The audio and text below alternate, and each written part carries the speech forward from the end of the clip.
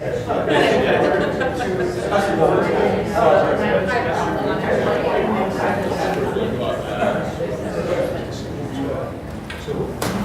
to Kendall College. My name is Aurora Renke, and I am an assistant professor in the School of Business. Thank you so much for coming out for our workshop, Walking the Talk, How Companies Can Live Out the Values that they profess. So I'm going to spend a few minutes talking about the School of Business, and then I'm going to spend a little bit of time kind of setting the tone for what we're going to talk about tonight. Then I'm going to briefly introduce our panelists, and most of the time will be spent hearing from them. I have some questions prepared, but at the end, I'd love to be able to save some time to hear from you as well. I'd love to have your questions for the panelists, as well as any best practices or stories you might want to share about values-based business. So the School of Business at Kendall College is a fantastic place, I must say so, because I work here. I love it. I was just thinking about this today. I was like, what's the best thing I can say about this program? And I'll tell you, if you know anybody who's thinking about going to college, or if you're an employer and you're looking for future leaders of tomorrow, this is where you find it, right here. One of the elements of our mission statement is that we have rigorous experiences in the classroom, and it's true. I've had students say to me, graduates who've said to me in the last few months, they've emailed me and said, I was the only one of 15 students or 15 interviewees who knew what the 4 P's of marketing were. Or I was the only person who interviewed for this job who actually wrote a business plan for the idea. And so that's the kind of stuff we do in the classroom here. It's really exciting. We have 4 concentrations. We have a general management concentration, a small business management, food service management, and psychology concentrations. All of that is offered both on campus and starting in the fall, we have a fully online program. So now we can extend these great programs to students beyond the Chicago area. Besides myself, John Freck, my colleague, who teaches accounting, economics, finance, and against his will, entrepreneurship, and he is doing a great job at it. And then the dean of the school is in the back in the pink, Michelle Cousins. And then we have a student, Eugenia Tibamania, who's a great representative. She's often at our events. And then we have a couple of people from our enrollment team sitting in the back. You can talk to any of these people and learn more. Oh, and Ann and Gail, the list goes on. Lots of friendly faces for Kendall College. Please reach out to any of these people and talk to them about your questions. Or also, we're going to have a tour at 8 o'clock if you'd like to see more of the college. Okay? All right. So, moving on to the topic of values. So as I was thinking about values-based businesses, I thought, there's plenty of stories of companies that engage in illegal or unethical practices. There's no doubt that that's going on. And I don't want to dwell a lot on what's going on Wall Street, or the fact that, a lot of the raw materials and the products we use are still harvested by slave labor. These things are more prevalent than we really imagine or want to believe. But the good news is that stories abound of companies that are doing the right thing, that make the right choices. Companies that give a voice to constituencies that are often unheard and don't have a priority in a profit-driven world. And so hopefully we'll hear a little bit about some of those types of examples tonight. As it relates to values-based business, I do want to distinguish that it's not always about legal compliance or ethical practices. Hopefully ethical standards are sort of the minimum price of admission to get into the game. It's not always the case, but that's what we would hope, right? And ethical practices are certainly going to be part of what we're going to talk about tonight, but I really hope that our conversation can go beyond that. I hope that we can move beyond just the buzzwords of values. And I believe that our panelists will be able to give us some insight into how organizations can do that on a practical level. I think that sometimes we think that doing the right thing is the easy thing, but often doing the right thing is the more costly and difficult thing, but hopefully it's worth it in the end. Sometimes I think we also see that values can be a reflection of a movement in society. So for example, for the last several decades, we've been hearing a lot about diversity. Right? So a lot of companies have moved beyond lip service, and they've really incorporated diversity into their codes of conduct, their marketing campaigns, their hiring practices, and all the other things that they do that reinforce their corporate cultures and their brands. Another one we hear a lot these days is sustainability. This is a really big one here at Kendall. And one of my favorites is the culinary students here are often saying, oh, we're going to open a restaurant, it's going to be sustainable, locals, everything's all the buzzword. And it's interesting to watch them go through a transformation of realizing that it's a lot harder to do that than you think. So I remember one particular student, basically she had to do a presentation of her restaurant idea, including food served. So we were doing a tasting, looking at her menu, reviewing her business plan, and she was really leading with this whole sustainable, local, as we were eating guacamole and a whole bunch of other things that you can't get at all anywhere near Chicago. And so it's just great to be able to be in a position to be able to help students and future leaders of tomorrow be able to see that these things don't happen just because you say, they happen because you really think through how you're going to write a menu or hire employees. And so I think that there's those types of values that we see manifested in regulations and laws and things like that. But then there's other values, and there's a particular one I really want to share with you. Values like fun, for example, are a lot more challenging to support with a specific policy. You must have fun. Start having fun right now. Have fun or you're fired, right? I mean, how do you do that? And so I want to read to you one of the values from Zappos. If you Google corporate values, one of the top returns is the company, Zappos. I mean, this is sort of the standout on some of their values. So Zappos family core value number 3, create fun and a little weirdness. One of the things that makes Zappos different from a lot of other companies is that we value being fun and being a little weird. We don't want to become one of those big companies that feels corporate and boring. We want to be able to laugh at ourselves. We look for both fun and humor in our daily work.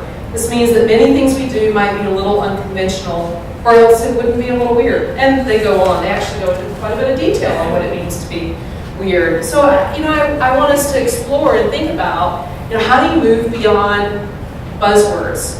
Consider how a business lives out a value like that. How do they drive those values in the first place? Is it a collaborative process, an autocratic process? How do they ensure that employees understand these values and what they mean and how they manifest in daily operations?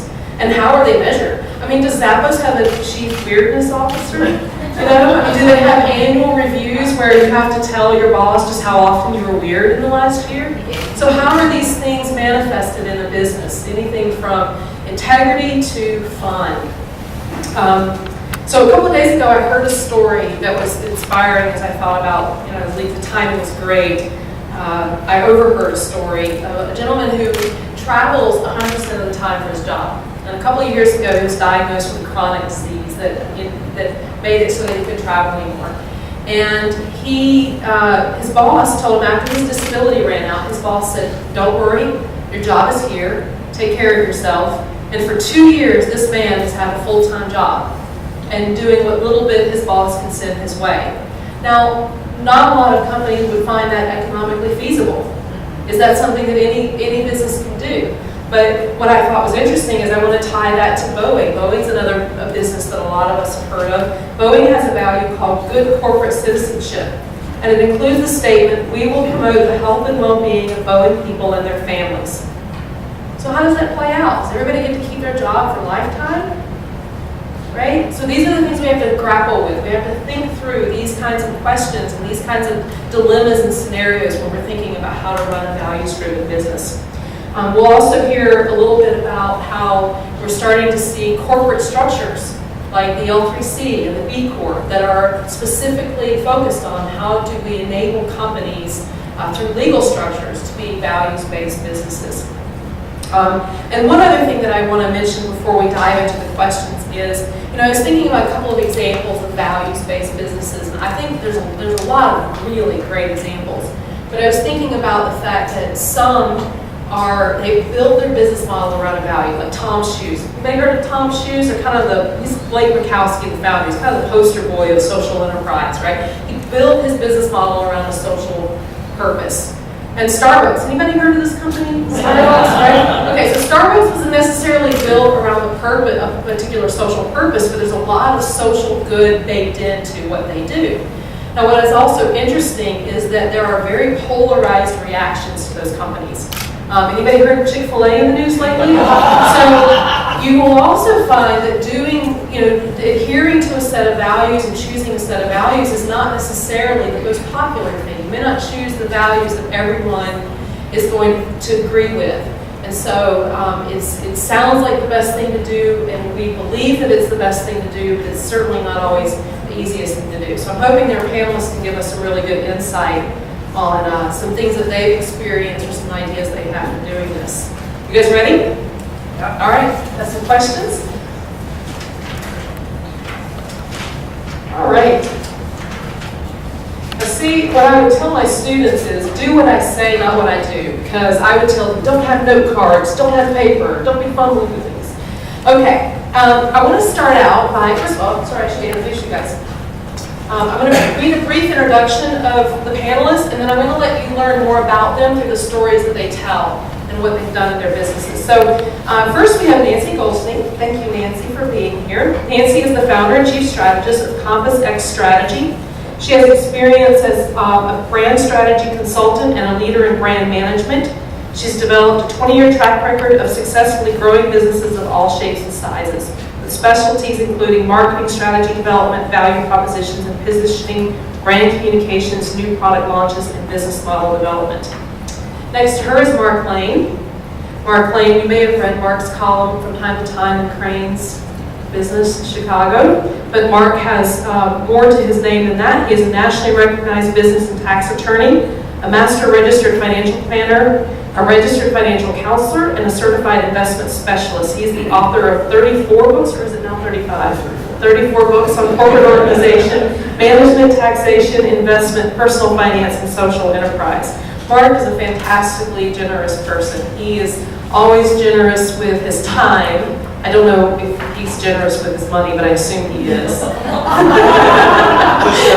He's certainly generous with his time, and I have enjoyed sitting and meeting with Mark, so I encourage you to have a conversation with him afterwards. And then Philomena Joy, who I've only recently met, but I had a very good impression of her, and she is a certified B Corp, so that's really exciting, as is Nancy. So we're going to get to hear about something new and exciting in the values-based business arena. Philomena's passion for the nonprofit sector began with her leadership of delegations to the United Nations in Geneva, Switzerland, to address issues of human rights for minority populations within the U.S. and abroad. She now channels her passion for social justice into her firm, the SMP consulting practice, designed to build the vitality of nonprofit institutions and increase the ability of nonprofit leaders to achieve their mission and vision. So it'll be really nice to have the nonprofit sector represented on this panel. Mike Vane, who is the Director of Human Resources for Prince Industries. He is an entrepreneurial strategic HR partner with 12 years of progressive HR generalist experience, helps companies attract, develop, and retain the best talent. Mike was recently at Centro, which was voted one of the best places to work in Chicago, and he helped grow that organization from a 10-person company to a 230-person company. It's pretty significant. And then finally, Bob Hudson is a senior advisor in the industrial practice at G2 Capital Advisors. This is a private equity turnaround and restructuring firm. Previously, Bob was the vice president of sales and marketing for Inland Steel, which is now Vittle Steel. And then he also has a number of years of experience in turnaround strategy, or as Bob explained, he likes to run into burning buildings. And I'm sure that there's some values-based business stories that will come along with that. With that said, I'd like to start out with our first question, which is I would just like to ask each of you, kind of a general question, to tell a story of either the most egregious or outstanding, in a good way, example of a company living out their values.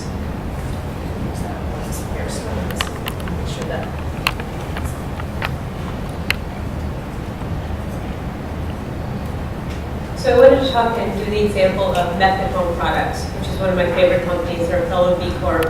And as I was thinking about this, I was trying to think, there's a lot of really bad examples, but I thought I'd give you a good example. And so what's interesting about Method is, several years ago, everybody was selling antibacterial everything, right? And Method didn't.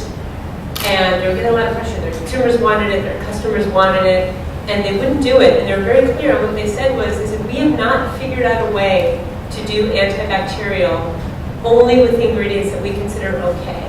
Because Method's whole thing is that they, for those of you who don't know, they do household cleaners and hand soaps and things like that. And their whole thing is that this is going to go on your countertop, whether your kitchen or your bathroom, somehow you're going to end up ingesting some of this stuff. So why are we putting toxins on our countertops and in our bathrooms? So everything that they make should in some way be edible. And they couldn't figure out how to do antibacterial. And it took them several years. And that was a lot of lost sales, but they held their ground. And then recently in 2010, they came back and said, okay, we've partnered and we've figured it out. And I feel like it would have been very easy for them to say, well, this is a big market and we're losing a lot of money, so we're going to do it. And we'll do it not okay for now, and we'll eventually figure out how to make it better.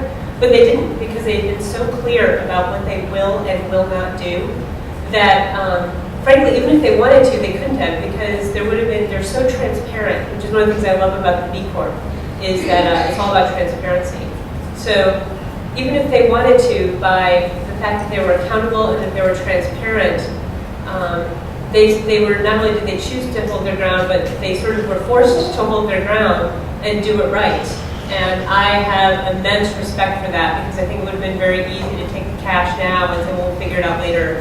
And they didn't do it. And I think that they won a lot of fans by sticking to that. And so that would be my example. Thank you. And it's a privilege to be with all of you this evening. Thank you. I'm going to take this opportunity to answer not only your question, but a couple of others that occurred to me. I represent mission-driven ventures of various kinds, socially responsible or social enterprise businesses, and in drafting some legislation in that space. So it's hard for me to identify one client over another in terms of who I think are the most exemplary leaders. So I'll just identify one that allows me to tell you a different kind of story of empowerment. The example I'm going to give you is a 40-year-old nonprofit based in Chicago called HarborQuest.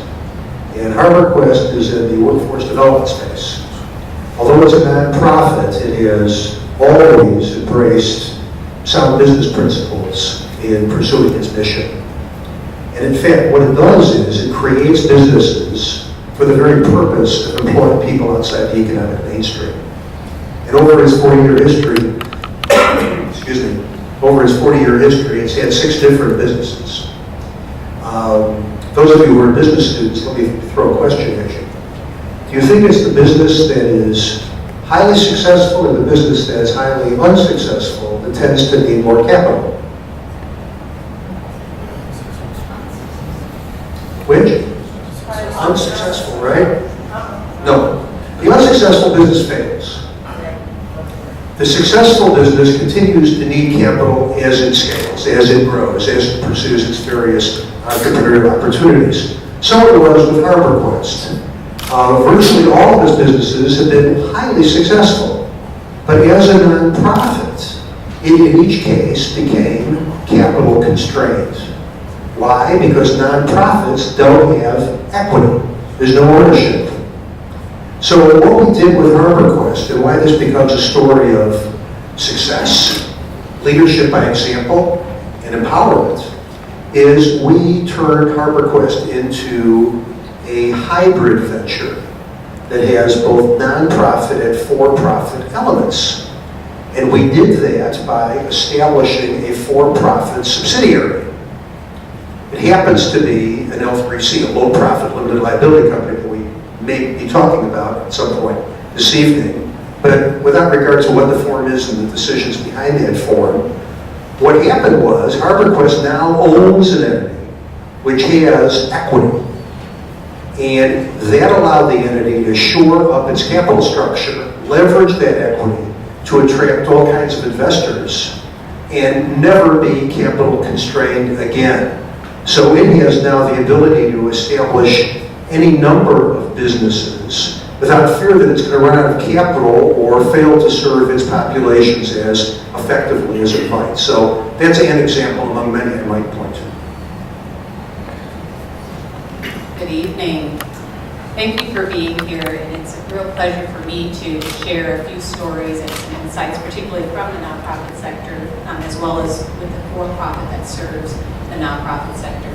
So the story I'd like to tell relates to this concept of strategy for business.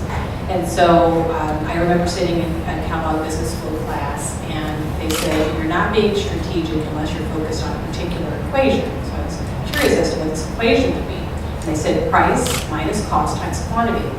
And if you're not focused on that equation, then you're not being strategic. And so how many companies now begin to get around that idea of value being only around profit is thinking about corporate citizenship programs. And so I'm a volunteer with the Chicago History Museum. I sit on their board of directors. And I had the opportunity to be on their development committee, which is focused on fundraising. And we looked at how we could develop a win-win partnership with the corporate community that mirrored our values as an education-based institution and their values as they were stated in their corporate citizenship policies. So what we found is in bringing together a group of about 10 corporations, many of which you would have heard of, large banks, retail shops, a variety of different types of companies, we asked them what they valued and how we could build this partnership. And basically, there are several that said, we care about education and it's important to talk about that. But there were several that were much more kind of egregious and said, listen, if you can't help us entertain our clients, if you can't help us figure out how this relates directly to our bottom line, then there's no value. And so as I think about this concept of a value-based business, I think you have to look at both sides of the equation. The value that corporations are looking at in terms of producing for their shareholders and stakeholders, and what they profess in the public space to kind of try to look at their image. And so I find this concept, in terms of the story of corporate citizenship, a real question as we think about articulation of true value. Good evening. The story I'd like to share with you is when I started out with Centro. It's a startup company, and much like Aurora mentioned, Zappos had their set of values. Centro did too, even though it was only 10 employees at that time. And Sean Rigsecker, the CEO, we were supposed to have a call, and he called him up and said, hold on, let me send you a document. So he emails me this document, and I'm at home, I'm reading through it, and if you've ever seen the movie Jerry Maguire, that's what I was looking at. And I knew I had to call Sean back and kind of explain to him my thoughts on this document. And the first words out of his mouth, what do you think of it? I said, oh, it's great. This is, a lot of companies like to do this, like to say this. I said, this isn't just what I'm trying to say. This is what we are about. This is who we're about. And if anyone finds this manifesto or these values hokey, we just don't want them here in the organization. And starting out at that point, 10 employees, and really making that a commitment, 6 years later, about 230, 250 employees later, that manifesto is still very active in the culture. It's what we based all of our decisions and strategy off of. So that, to me, that was a huge aspect of looking at values carried out and looking at from that first call and thinking, wow, this is really crazy, but it's a good thing to see come alive. Good evening. I'm going to really date myself with this story. It was early 1990s. How many people were even? Let me set the scene for you. I was Vice President of Sales and Marketing for Inland Steel, newly promoted, pretty cocky, pretty confident. My first call, I'm going to General Motors. Keep in mind, I'm over $6 billion in sales. General Motors has 33% market share. They tell me that they want me to reduce my price by 25%, and they tell me that they will not be satisfied until half the steel industry goes bankrupt.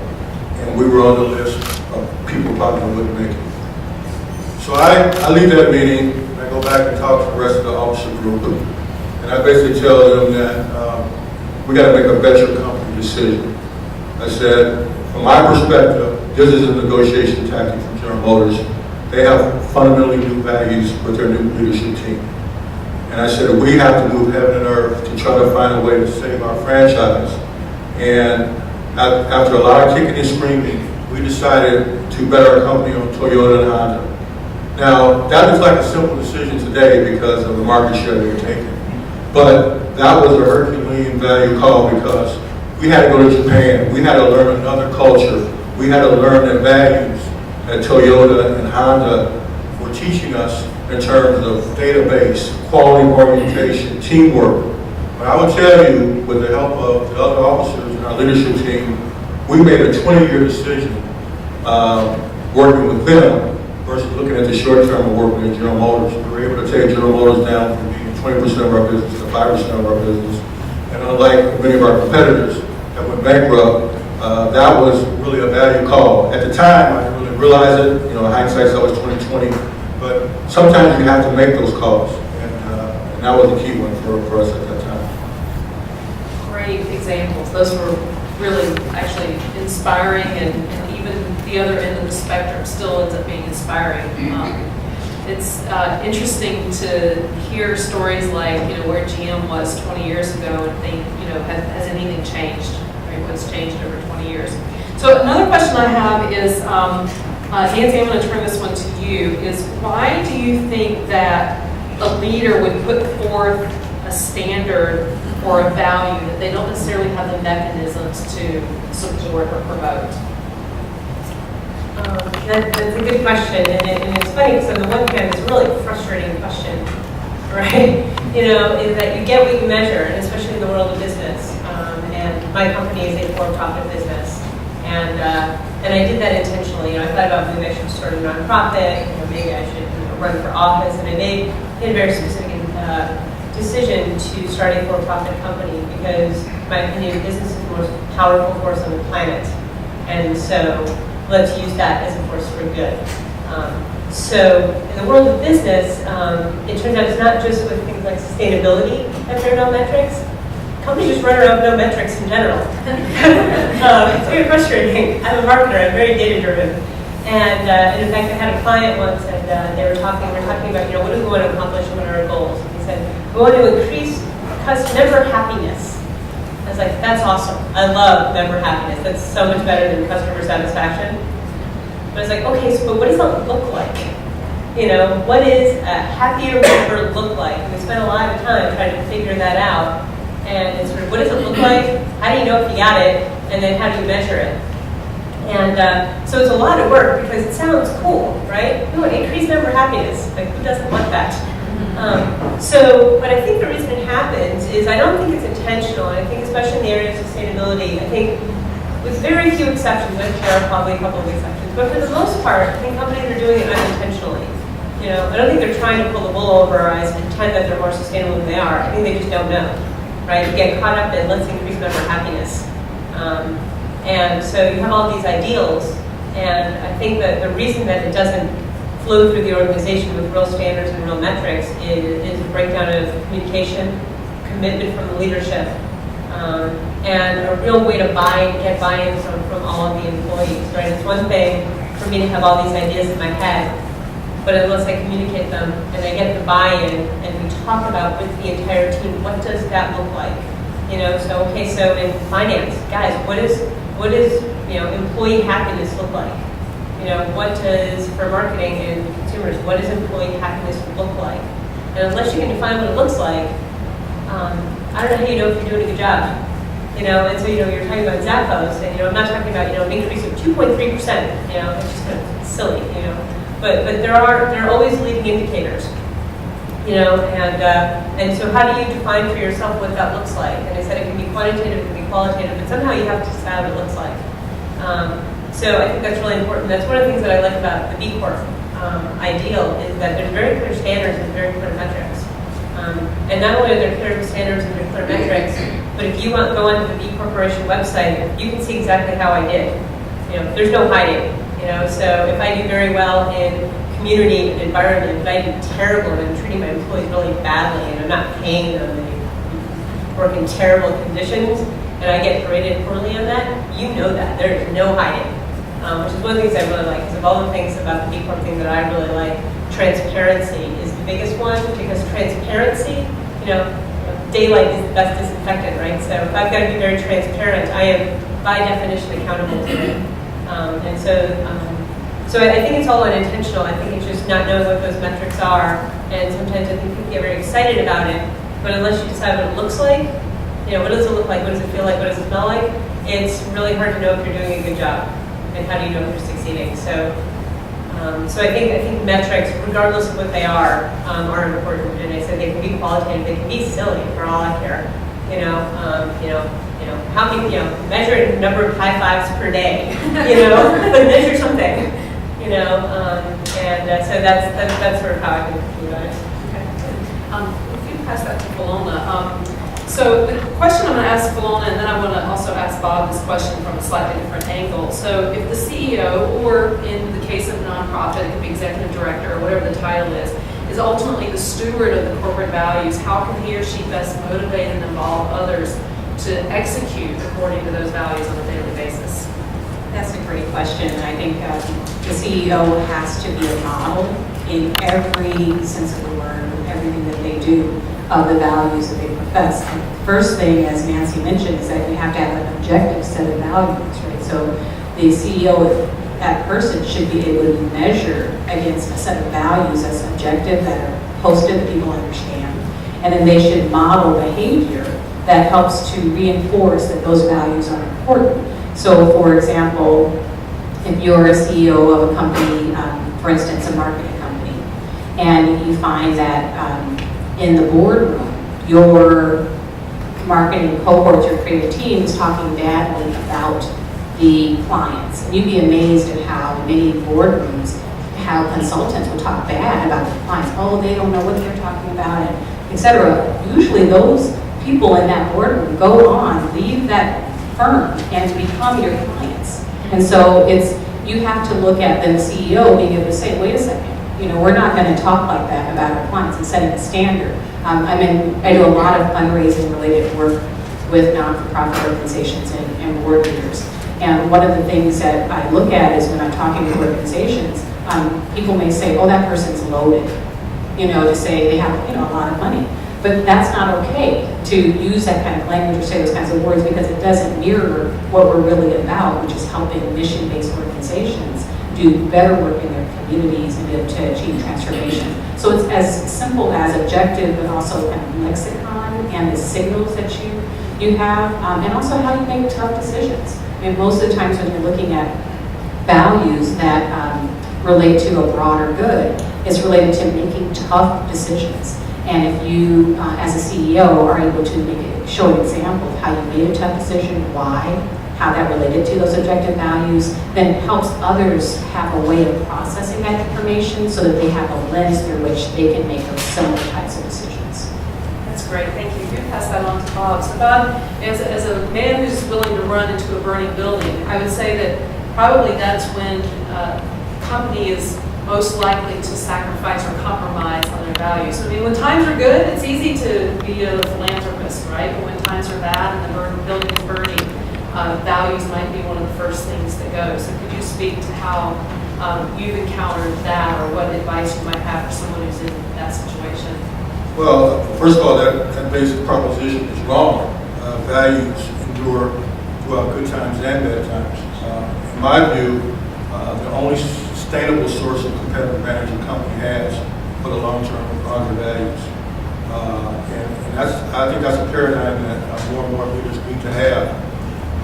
Again, I don't want to sound dated, but when I went to school in the 70s, business school, I wasn't prepared for the world that I encounter now. And why do I say that? We weren't taught about values. We were taught about methodologies, management tools to optimize profit. But step back and take off your business or student hat. Think about society.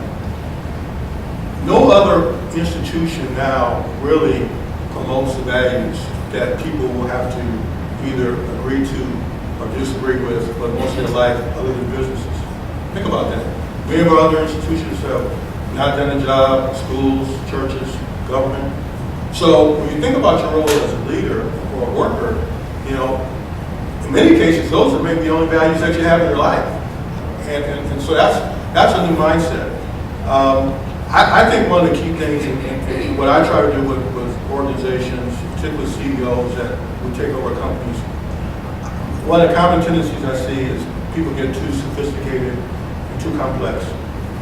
Values are real simple. How do we treat each other? How do we support each other? And how do we hold people accountable? I mean, if you can nail those three things, you should be able to have a right discussion about your values. I also agree with Lola. I think the top person has to get his management team on board, because the first thing the organization is going to do is test for alignment. If they see that you have a loose cannon, somebody out there committing atrocities as part of your leadership team, that's going to derail your whole effort. So you got to get your team on board. You got to spend an indefinite amount of time. That's another key element that I see missing. If you want to do value work, you got to spend time on it. I mean, we spend probably most organizations I'm with probably 20% of our time talking about our values and putting them in performance plans and the metrics that you need to have to reinforce behavior. The other thing you need to do is celebrate success. But the hard thing is you also need to publicize what I call atrocities. People who are enemies of the state. And I know that's not a popular view to do that, but I'm a big believer that sometimes you have to do that to make a statement. An organization runs. And so I think, to wrap up my answer, I think the biggest issue is that it's hard work for CEOs. They think in most cases they can just by fiat put some out there, people are going to follow it. No, you got to continue to reinforce it. You got to get some confederates along the way. And if you can do that, good things will happen.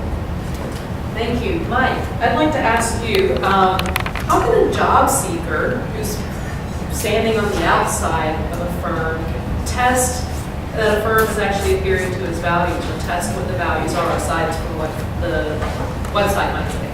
Right. And I would look at it first from, what are your values? And looking at, your values are going to be a little bit different than the company's values, perhaps. Looking at the Chick-fil-A example, you've got people on both sides of that. So as a job seeker, first start out with that, what you're looking at. From there, if someone's in an interview, if all you see is the floor space, getting to the room where you interview and back to the door, it gives off kind of red flags. What are they trying to hide? What aren't they showing here? You know, one of the things I would even like to do at Centro is have folks interview in our lunchroom. Our lunchroom would have, or our cafeteria would always have a whole bunch of stuff going on, a whole bunch of noise. Sometimes we were setting up for new hire orientations, and there'd be things of sumo wrestling suits out there. We wanted people to see that culture and to react to that. And if they reacted poorly, you know what, this isn't going to be a good fit for them. It's not going to be a good fit for us. And that's kind of that part of that value aspect. One of the other things I mentioned was Sean's manifesto. It was one thing that as we interviewed different employees, we wanted to make sure every employee in the interview process was asking the candidate, so have you seen that manifesto? What did you think of the manifesto? And that kind of shared our values of this is who we are, this is really who we are as a company. And so as a candidate, as a job seeker, ask the line employees, what is the culture like here? Whatever you do, don't ask the HR people, don't ask the recruiters, because they're definitely going to give you a story. But ask the line employees, what's the culture like here? And then with this day and age, there's a lot of social media out there. There's videos out on YouTube. You can look at that. What does the story say out there? And then finally, I would say, how did you learn about this role? Did you just learn about it through a recruiter, or are you learning about it through other employees there that want to share that this is a great place to work, and they share in the values? So that's some of the things from a job seeker to test and see that are the values true. Mark, so I'd like to switch gears a little bit and ask you, how can an investor construct a portfolio that reflects values-driven businesses or their own values? Well, thanks for the opportunity to give a little plug to one of our law firm's affiliates. Our firm has a series of financial services affiliates. London is an SEC registered investment advisor that several years ago launched a proprietary approach to social responsible mission-related investing called advocacy investing.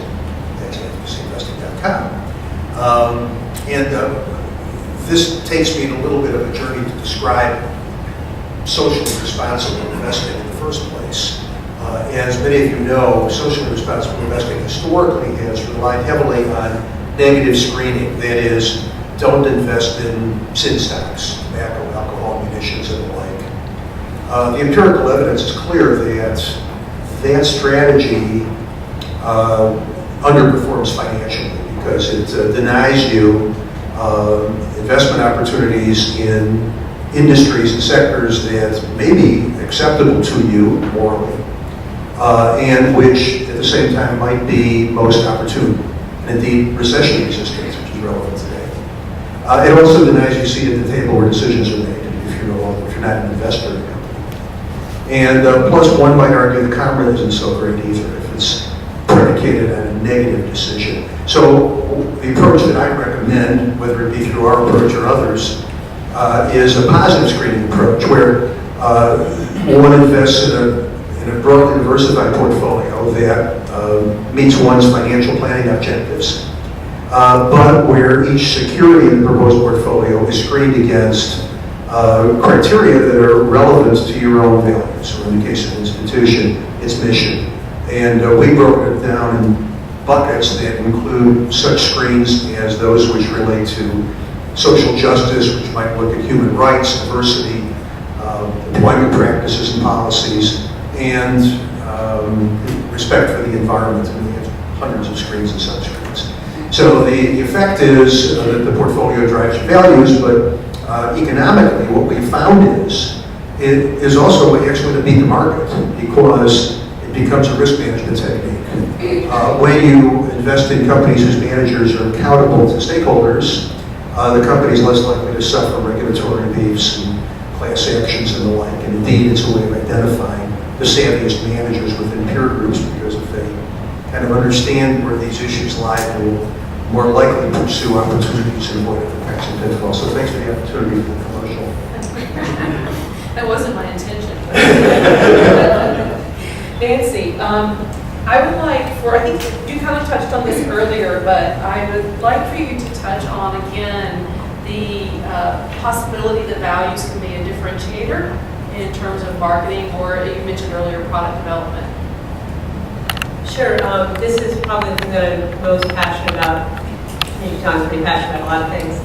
But what's interesting is I think increasingly, and there's more and more articles written about this, but in the age of social media, where you can learn things pretty quickly, and in the age of the internet where, it used to be that acquiring stuff was hard, right? You either had to be cool enough to know about the new cool brand, or you had to have enough money that you could get the, designer, whatever, in Italy. But now, getting stuff is not that hard. So increasingly, and now, we're coming out of recession, so increasingly what's happening is that it's not about the stuff anymore. It's about the stuff, what the stuff represents. And increasingly it's about who is the company. And I know, for those marketers out there, you talk a lot about what's your brand's personality. What's kind of frustrating about that is that, for example, I don't have the personality of Nancy Goldstein. I am Nancy Goldstein. I just am. And I think it's the same thing in companies, right? Brands don't have personalities, brands are. And brands are their personality. And increasingly, consumers and clients and buyers want to know who is the company and who are the people behind those products, right? What is the corporate culture like? What do they stand for? And I think Chick-fil-A is a great example, right? It's not just about chicken, apparently. And so as corporate cultures and what companies stand for and on what side of the issues they land becomes more and more evident to people, it becomes more and more important. So Chick-fil-A is a good example of the downside. On the upside is sort of how do you use who you are and what you stand for as a way to differentiate yourself. Because if it's not about the stuff, first of all, I think it's more interesting. Now with more minty fresh goodness is sort of tired, right? But if I can talk about me and my company and what we stand for, that's interesting, right? Because now you choose my brand because that would represent you. That's a badge. So for example, with my company at Professes Strategy, one of the things that we do is, well, we have a best friend discount for nonprofits and green startups, but if you just pay the regular corporate rate, we have a 2% for the community program, which means that 2% of the fees right off the top go to a nonprofit. And I let the client choose where the money goes. And we do it through this organization called tisbest.org, which is like the Amazon.com of charities. And it's great because there's nothing overly politically or socially controversial where I'm going to be really upset if my money went there. But it engages my clients in the process, and they love it because somehow now they feel like they're doing good because they hired me instead of McKinsey or something like that. And that is absolutely part of my brand and my brand's equity that I do this. It has nothing to do with marketing. It has nothing to do with how capable or confident I am at marketing. But it's very much part of who I am, and that comes through in everything I do. And part of the reason that I get the clients that I do and the referrals that I do is because of who I am, not this brand personality image that I put up, which is who I am, and that's reflected through the people that work at my company and work for me or work with me in a lot of ways. So I think increasingly, as the internet and conversation makes everything more transparent, I think it's better. And so I think if you got to use it, and use it responsibly, you don't want to talk about things before you're actually doing them. But if you're doing it, why not? Thank you. So, Mark, I'd like to talk a little bit about legal structures. Theoretically, if we want to select good values and live them out, laws and regulations shouldn't stand in our way. But I think historically, our limitations on corporate structure options has maybe pigeonholed certain organizations into one focus versus another. But things are starting to change. So if you could illuminate a little bit of that, especially what's going on in the state of Illinois. Yes, well, thank you. Things are happening in every state, and let's describe why things are happening in every state. There are 45 million people living below the poverty line in the United States. 120 million people if you include people near poverty as well. The social sector is unable to address effectively this deepening need for services of various kinds. The foundation community, which has been the source of funding for many nonprofits, has not yet returned to its 2006 high water mark in terms of its aggregate assets. Government is either slow pay or bad pay for nonprofits that depend upon grants and government contracts. So increasingly, social purpose ventures are moving away from the philanthropic model or using philanthropy catalytically to instead move toward an investment model. And some of the new business forms emerging here and in other states are intended to encourage the introduction of sound business principles into what historically had been nonprofit ventures, and more are either hybrid structures, as I mentioned in the case of HarborQuest, or freestanding for-profit social purpose businesses. I'll mention a couple of Illinois examples. One is the L3C, the Low Profit Limited Liability Company. There are 9 states, including Illinois, that offer the L3C. I happen to have drafted the Illinois law. I had a hand in the others. This is essentially a capital formation play. The idea is to use foundation money, and a special kind of foundation money, to serve as the equity base of a for-profit business that has a charitable or educational purpose.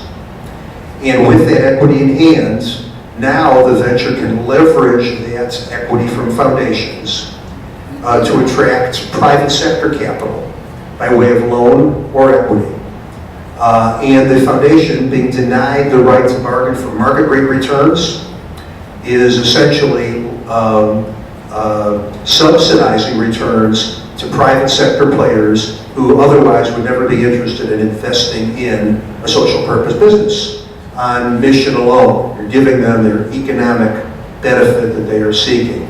Well, the L3C has over time, and it hasn't been a long time, but over the last couple of years, is now being used for all kinds of other purposes. It's being used for branding, positioning as a social purpose business. It's promoting its ethos as a venture that is values driven. It's being used for nonprofits that have wholly owned subsidiaries to ensure that there is no space between the mission of the nonprofit parents and the objectives of, nevertheless, a for-profit subsidiary. It's used for coalitions of nonprofits that don't want to approach their capital-intensive needs in a siloed fashion, but instead want to work together collaboratively and acquire capital-intensive property for their shared use, and then license its use to various nonprofit parents. That, by the way, sets the stage for further conversations about, okay, now how else might we collaborate? What else can we pursue that's in our mutual interest? So the L3C has lots of interesting applications. I hope we'll have an opportunity to come back and talk about governance, because I think that's going to be very relevant for values. But let me mention one other Illinois development, and that is the Benefit Corporation. Nancy's had a hand in that legislation as it happens. The Benefit Corporation recognizes the fact that managers of businesses, for-profit businesses, in every one of the 50 states have a paramount duty to drive financial value for shareholders. And when management seeks to be accountable to the interests of other stakeholders, in theory, shareholders might rebel and say that the management is not meeting its fiduciary obligations, the so-called shareholder primacy rule. The Benefit Corporation, which has now passed both houses of the General Assembly and is awaiting the governor's signature, the bill will in fact take effect as law January 1st, we're all given to believe. The idea is that where the venture, as a corporation now, takes on the responsibility of, and reasonably discharges that responsibility, to pursue a social, impactful mission that would deny shareholders the rights to complain. And indeed, there is an accounting and reporting requirement associated with this, so that there is an opportunity now for the corporation to promote its good works and for the various counterparties and stakeholders to understand what the corporation's impact is about, both general impact and specific impact. So those are two examples of forms. We're also seeing a breaking down of the traditional barriers between for-profits and nonprofits, the whole notion of shared value, the convergence of sectors, partnerships between for-profits and nonprofits. All of this is really in recognition of the fact that we all need to pull in the same direction if as a society we are to survive and thrive under the economic stresses we're all suffering. Thank you. Ilona, I'm wondering if you could, in your experience of working with nonprofits or any experience you've had, can you name a specific value that tends to trip people up? Maybe it seems obvious. There's a list of some candidates in front of you. But I don't know, can you think of an example of a specific value that tends to trip up people, either at the management level or on the front line level? That's a great question. I was over here for that one, Laura. That was like curveball. Right, There's more coming. That wasn't you know, I think, I don't know that this exactly is on this list. Oh, it's okay. There's a list of, I found one website that lists over 300 value words, so I'm sure you can pull something. I think it's really this concept of authenticity. And many times, you know, as we were just talking about, organization professes to be one thing because they feel that there's a image that they want to put forward, and that the community itself wants that image, and that will benefit their company. But it's not truly who they are as an entity, you know. And so they're putting forward something that isn't truly reflected in what they celebrate and what they identify with. Right, so I remember you being part of Enterprise, and they would ring a bell anytime you made a sale, right? But if you did something else, anything else, you could have done good, the community, whatever, there's no bell ringing, you know? It's just like, oh, you know, and so it's like, what do you really, truly value, and how is that celebrated, and how do you feel great, and have other people celebrate it with you, and also just feel great about that thing that you did? And so I think that one of the biggest things, particularly in for-profits that are kind of talking about this concept of sustainability, and want to be there, but really haven't embraced what it means in terms of harder decisions or how they celebrate. I think that that's a big issue. I think with nonprofit organizations, there's also an issue, and I think in some ways it relates to what Mark was saying. How do you deal with, if you say you're about, like there was a sustainability-related organization that had a question about what kind of donations they would receive.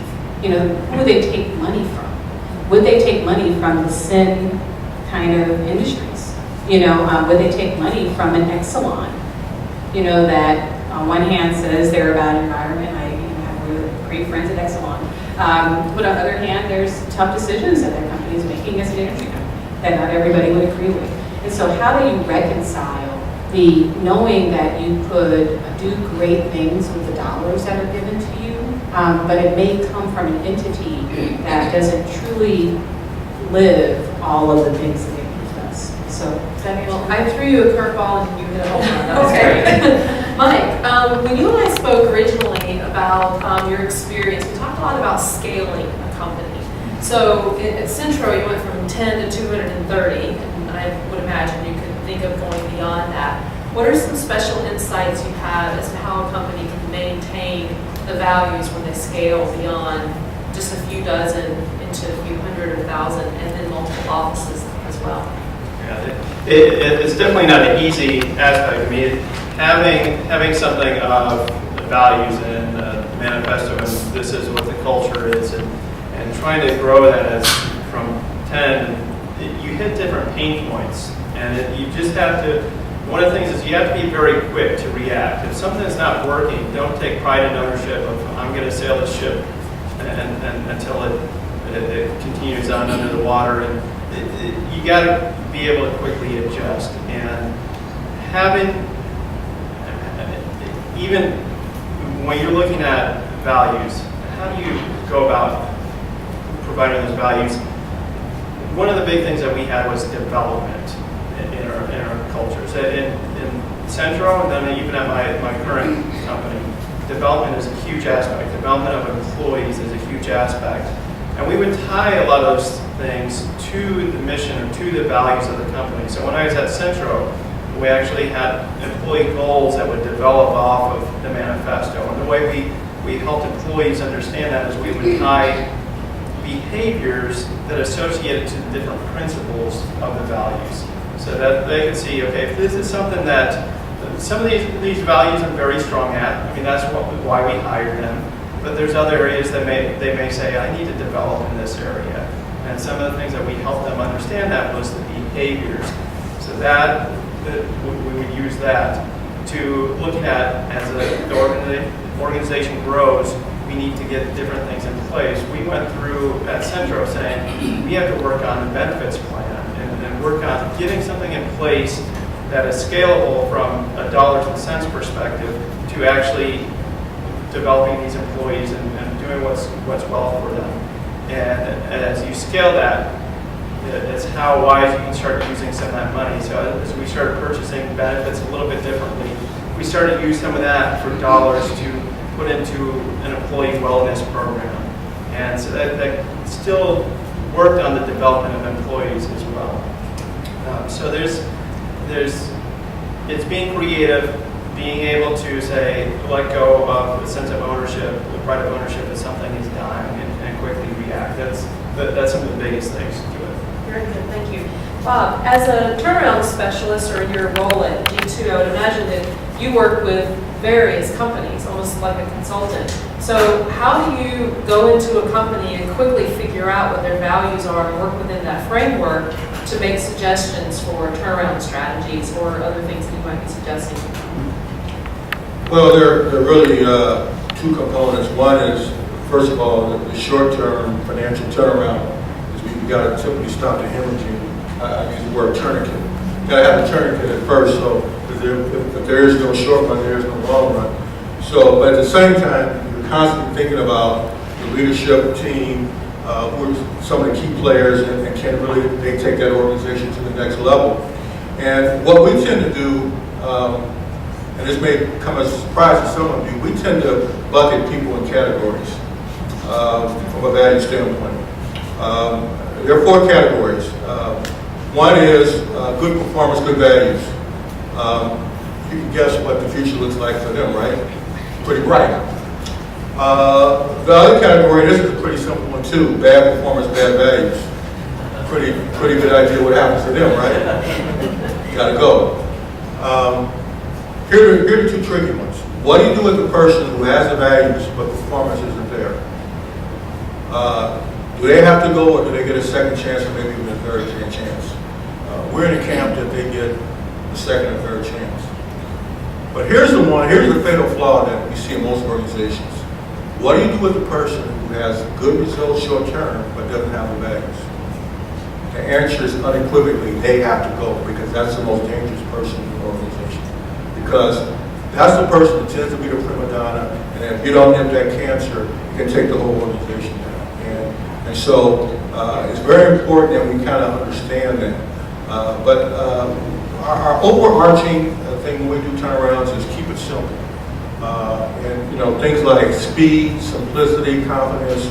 We try to boil it down to 3 or 4 key things, not to get people too confused, because they're already paranoid, they're being bought out, or management may change. Who are these merchants here from Boston? So we're keenly aware of that. We try to keep it simple.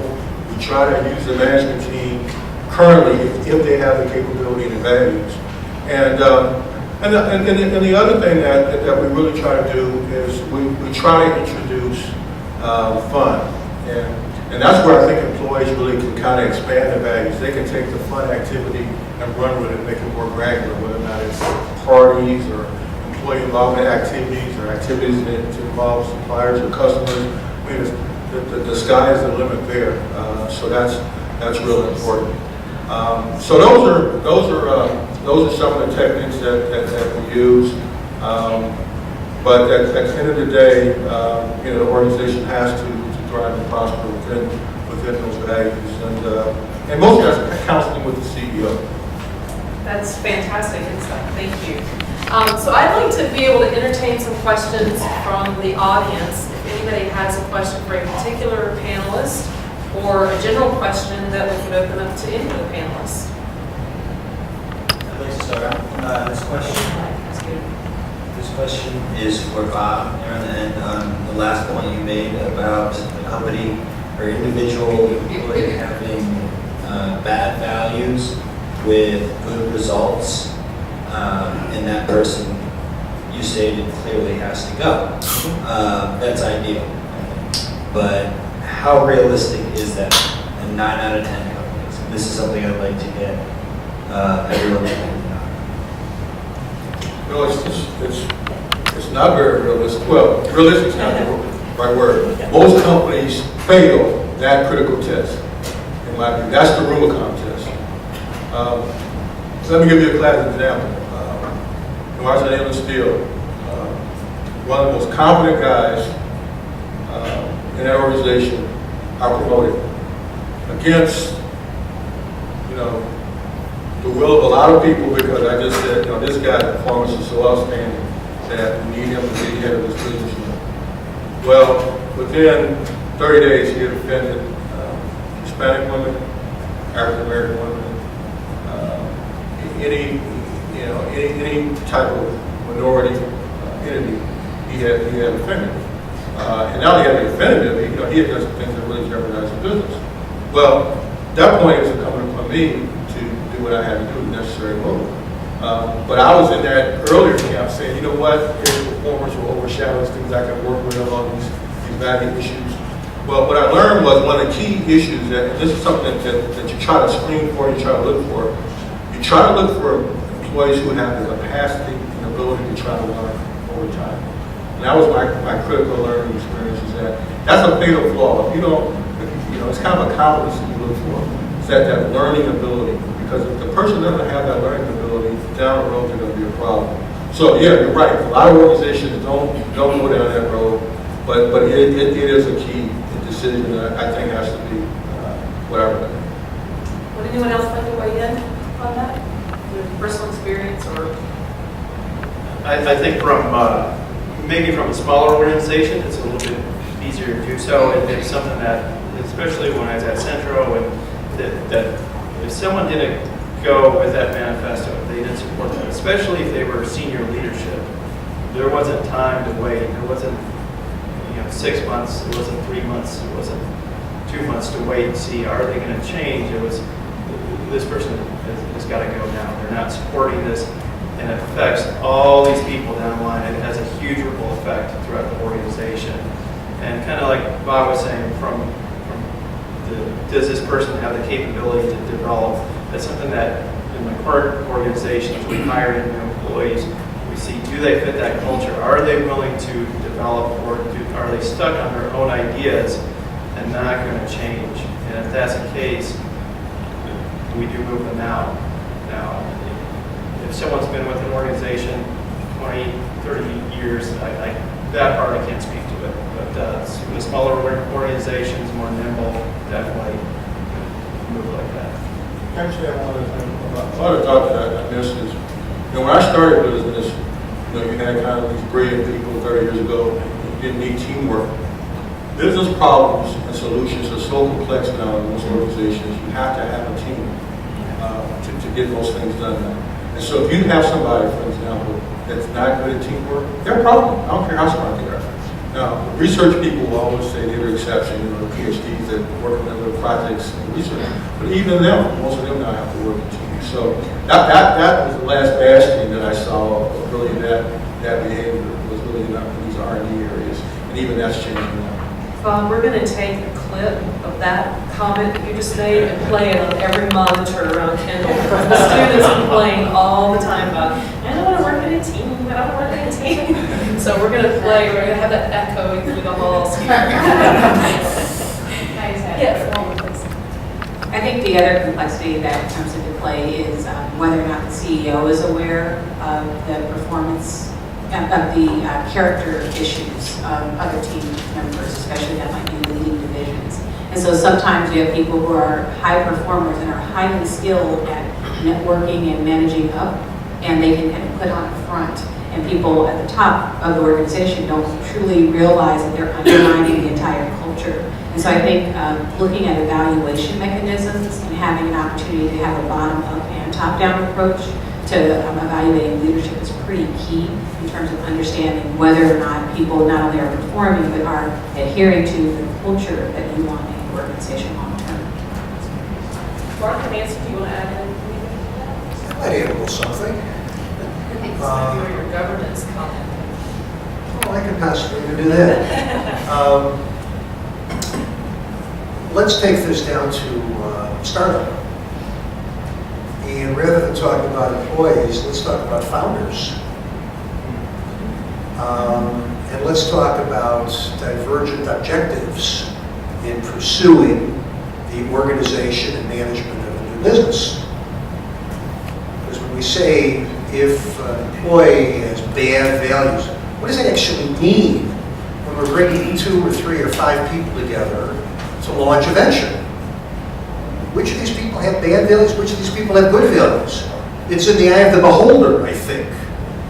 I can tell you, this is a dirty little secret, but having organized probably hundreds of businesses over too long a career, probably, I can tell you that behind closed doors, the 2 topics that drive decisions and concerns of entrepreneurs who are joining forces are money and power. I am not judgmental about either. Neither is good or bad from a values perspective. Because the power may be exercised for good or evil by anybody's lights, and the money may be used for good or evil by anybody's lights. So there's no right or wrong here.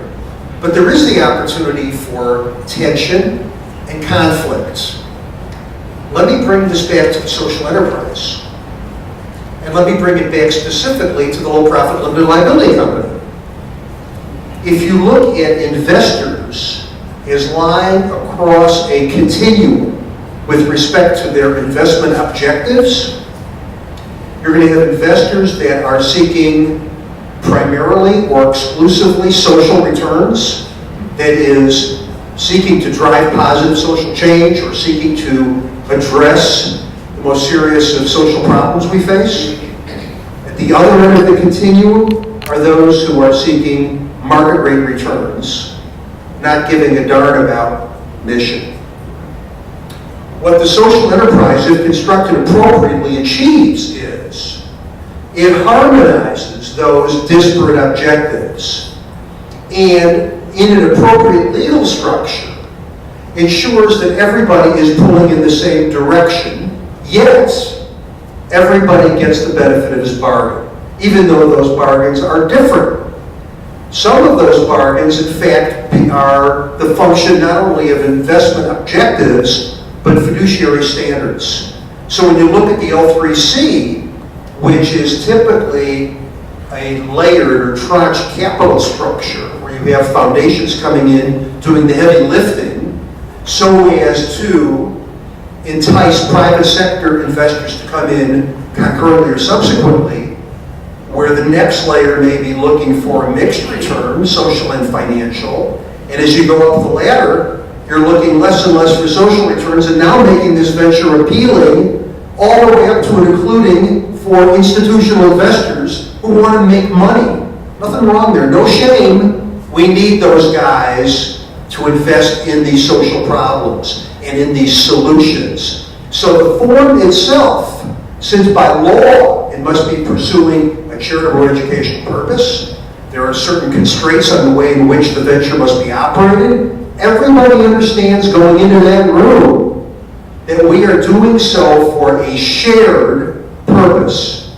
That harmonizes these disparate interests, and now we no longer have to worry about what is this guy really after, and is he going to want to have a veto right or a supermajority, or is he going to want to have his compensation insured in a certain way? Not about that anymore. It's a way in which, within the context of an overarching mission, everybody knows, declares himself, and gets what he wants. And that to me becomes a win-win. Nancy, do you have anything to add? Sure, I'm going to take it down and make it very personal. My company is in the process of scaling. Right now it's me and one part-time person trying to scale. And in the process of hiring this one part-time person, my main objective was get stuff off my plate. Like, that's all I needed. I just need somebody to do stuff for me. But it was interesting because this idea about how do you scale and what types of people do you hire is really critical. And as Mike said, especially in a small company where you don't have a lot of wiggle room, and with a two-person company, one person has a lot of influence on the tone and the culture of the organization. And I had a woman who interviewed. She was right out of grad school, crazy smart, total workhorse. I mean, this woman could have just done mountains and mountains of work in a very short period of time. She was really impressive. But quite honestly, as we were talking, she sort of failed a couple of the culture and the values tests that I had. One was just to be really believe in this idea about business as a force for good. She was a perfectly nice person and has a perfectly fine value system, just not for working for me. And so that was problematic. Then the other thing was that it's very important to me. Insatiable curiosity and fun are two very important values for me. It's how I work, it's how I live my life. And I was asking a lot of questions, and she just wasn't very curious. And so at the end of the day, despite the fact that she could have done an insane amount of work in a very quick short period of time, I couldn't hire her. And so instead, I hired the guy who had a little bit less experience, needed a little bit more training, but was all about business as a force for good, was all about work can be fun, and he just wanted to learn from everything. He read everything, he watched everything, he found everything entertaining. And I was like, that's my guy. And he's taken a little bit more training and a little bit more work, and it has been absolutely worth it. Because he's the guy I want to grow this organization with. So I think everyone's point is very well taken, that I think short-term, just getting work done, that's hard to undo, and I think once you get on that train, it's harder to end it. But your corporate culture, that's who you are and that's what you have, and you shouldn't mess with it. Thank you. One more quick question from the audience. Anybody else have a question? Hold on a second. Bring the mic.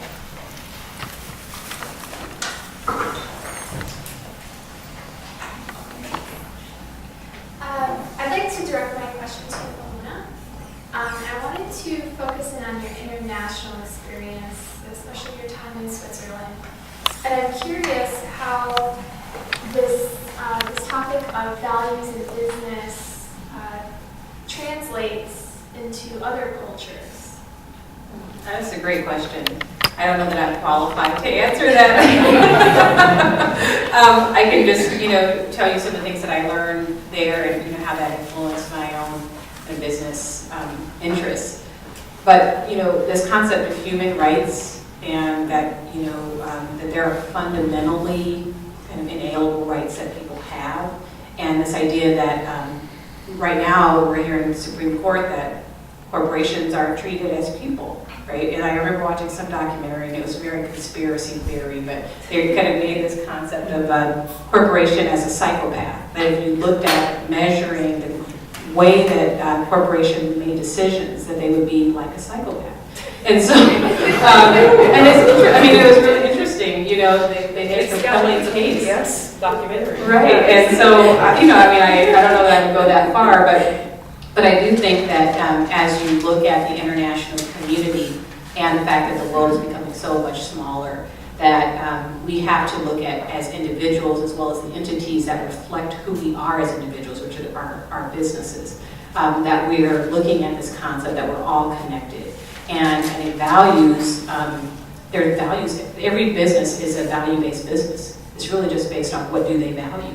There's a value proposition that guides that business. Right, but is that value proposition about the whole? Is it about making a better global community? Is it about making sure that we can all live on this earth and prosper? And those are the litmus tests that organizations like the United Nations and others, I think, herald, and that we should reflect as we think about who we are in society. Anybody else have international thought? Yeah, I'm usually not on the American exceptionalism bandwagon, but I think in this case that America has to show the way on values. And rather, organizations and countries that have done excellent jobs in certain areas, like the Scandinavian countries, in terms of sustainability, are probably 5 to 10 years ahead of us. But in my mind, the United States' preeminent role is to be the most productive and generous country in the world. I think that's the standard we need to hold ourselves to.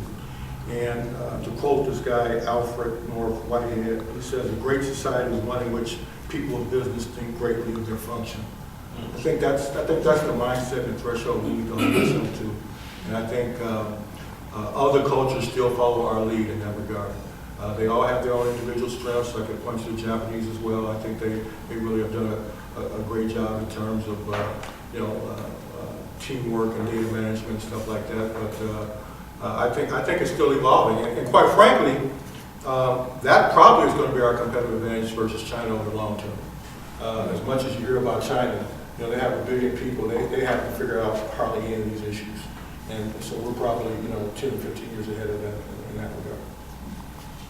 Well, we're running out of time, so what I'd like to do is ask each one of you, Bob, if you could grab the mic, I'm going to ask you to start, to just close us out with one final thought, maybe something you didn't get to share in one of the questions, or the nugget you would want to leave the audience with as it relates to values in business. Well, I would just say one thing. Values do not drive business. Values drive people within business. And at the end of the day, we talked a lot about human capital, but leadership's role is to spend a disproportionate amount of time in working with people to understand those values and to abide by them and make them even more robust in terms of how they're implemented. And again, businesses really influence the culture of this country. It may be the preeminent institution that shapes our values. So if we're going to spend 40, 50, 60 hours a week, we might as well spend it in an organization where we can be doing some good. Those would be the comments I will leave you with. I would say one of the things that as some of the discussion was going on here that I was reminded of is a lot of times that our CEO at Centra would say, for salespeople, since he's very sales-focused, if a client wants to go down the road of saying something negative about a competitor, don't go down that road. You know, you say they're a great company, but let me tell you what we can do. And the same thing from an internal recruiting perspective. If a candidate comes in and starts talking bad about a company, you can say, you know, they're a great company, but let me tell you why I think we're better. And that's from a values perspective. That shows character. That shows integrity right there. I would just say lead, and that you are the people who are going to create the businesses and steward the businesses and make sure that you're creating those businesses in the likeness of something that's beautiful and will really help society. And that the more that we as individuals can pressure entities, regardless if they're nonprofit organizations, businesses, churches, government, to reflect what's important to us in our communities, that we'll start to see institutions changing. And I think right now we're seeing a trend where you have, different types of corporate entities and other things that are being created in response to society wanting more balance, more productivity, more beauty in their lives. So please be the ones to do that in the future. Let me tell you a little story. Queuing off Owen's points. And I mentioned this continuum of investment objectives. I want to stress the importance of a new asset class called impact investing and how it's going to change all of our lives and how it is values driven. And I'm going to give you a specific example of a certain kind of impact investment, of which there is today a grand total of one in the world. But when we reconvene a year from now, you'll see hundreds of them. And it's the social impact bond. Let me tell you what it is. And we're going to have them here in Illinois pretty soon, and I'll explain why that is.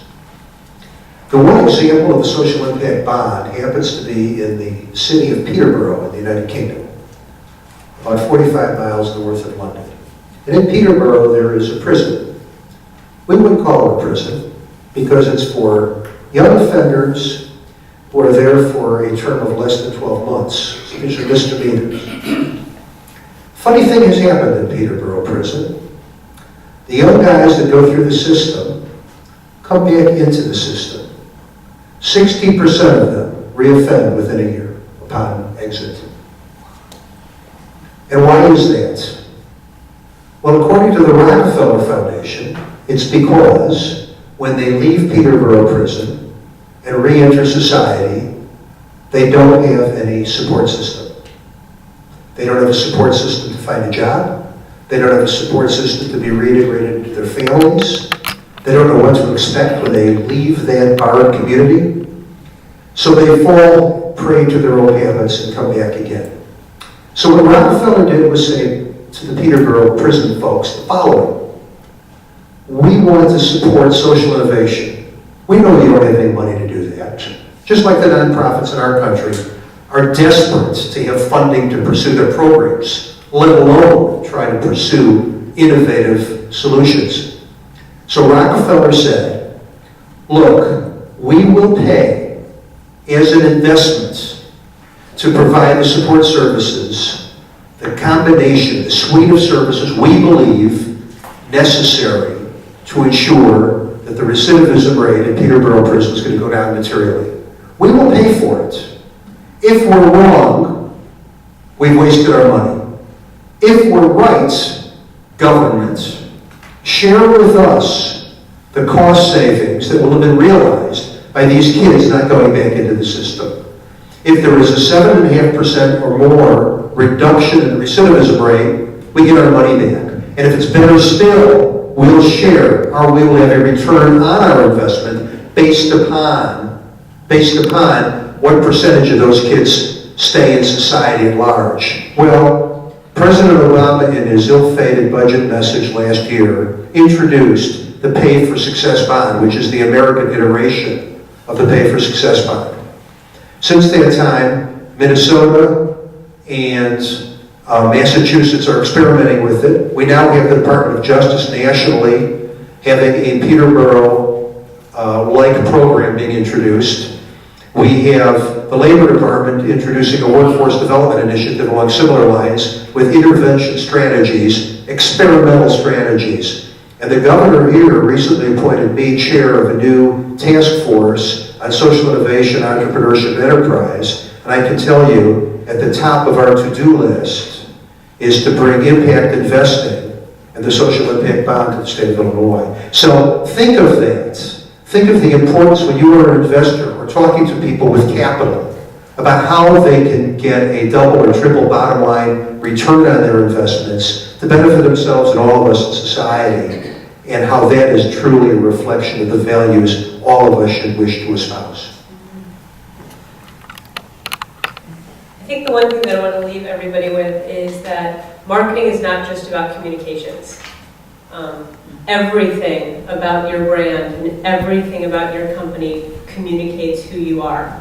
So it's not just what you say, it's not just what's in your products, but it's what does your lobby look like? When you talk about your competition, how do you talk about them? How do you treat your employees? All of these things are your brand and are your company, which is why this idea about putting purpose at the core of your business, not just positioning, is so important, because everything communicates. Thanks. Well, thank you very much. This has been truly enlightening and inspiring, and I am so grateful for all of you coming out. I have a gift before everyone leaves. I have a gift for the panelists. Let's give them a round of applause.